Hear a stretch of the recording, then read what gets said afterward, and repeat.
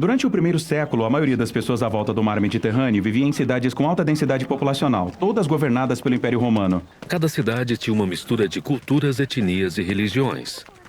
E por causa disso existiam todos os tipos de templo para oferecer sacrifícios a todos os tipos de deuses, e cada pessoa tinha o seu próprio portfólio de deuses aos quais eles obedeciam. Mas em todas as cidades você também encontrava um grupo minoritário que não adorava outros deuses além do seu, os israelitas, também conhecidos como judeus. Eles alegavam que seu Deus era o único criador e rei verdadeiro do mundo.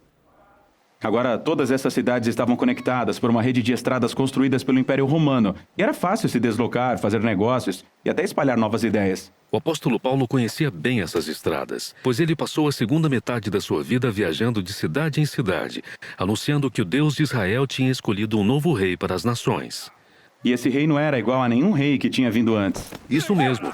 Muitos reis governam com agressão ou poder, mas esse novo rei governa com sacrifício e amor. O nome dele é Jesus, e Paulo é seu mensageiro, e ele está convidando todas as pessoas a viver sob a autoridade desse rei. As histórias das viagens de Paulo e como as pessoas recebem essa mensagem são a terceira parte de Atos. Por algum tempo, Paulo morou na cidade de Antioquia. E de lá, ele e seus colegas de trabalho fizeram 3 viagens, viajando por terra e por mar para cidades estratégicas em todo o Império. Em cada cidade, Paulo sempre ia primeiro na sinagoga judaica, onde seu povo se reunia. E de lá, ele ensinava e mostrava como o rei messiânico prometido nas escrituras hebraicas é Jesus de Nazaré. Algumas pessoas acreditavam nisso, outras não.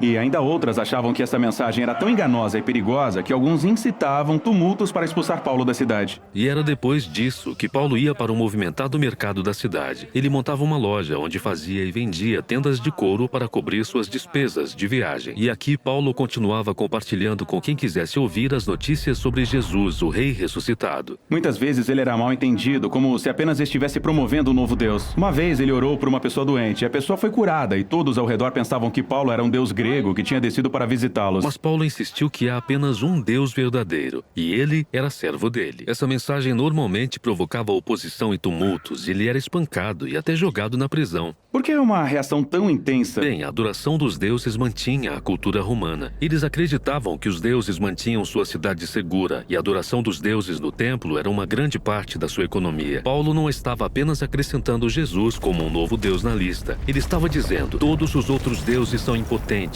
e até mesmo uma farsa. Portanto, ele está minando o modo de vida deles. Sim, e mais do que isso. Quando Paulo anunciou Jesus como novo rei, ele o chamou de Senhor, ou Filho de Deus. Os mesmos títulos que as pessoas usavam para se referir ao imperador de Roma. Portanto, a mensagem de Paulo poderia ser facilmente recebida como uma ameaça contra toda a ordem política. Por que alguém se juntaria a esse movimento? Quer dizer, parece ser perigoso. Bom, as pessoas estavam fascinadas com a história de Jesus e como seu amor criava comunidades onde todas as pessoas eram tratadas como iguais, independentemente de etnia, gênero ou condição financeira. E essas pessoas formaram novas famílias que faziam juntas as refeições. Elas viviam sacrificialmente e cuidavam dos pobres. Elas viviam como se Jesus fosse de fato o rei. Isso. E, portanto, em todas as cidades onde Paulo anunciava a mensagem de Jesus, as pessoas estavam sendo transformadas pelo Espírito de Deus para se tornarem novos tipos de humanos. Então Paulo ficava naquela cidade e ensinava às pessoas o caminho de Jesus. E em seguida, ele partia para uma nova cidade. Foi uma vida difícil.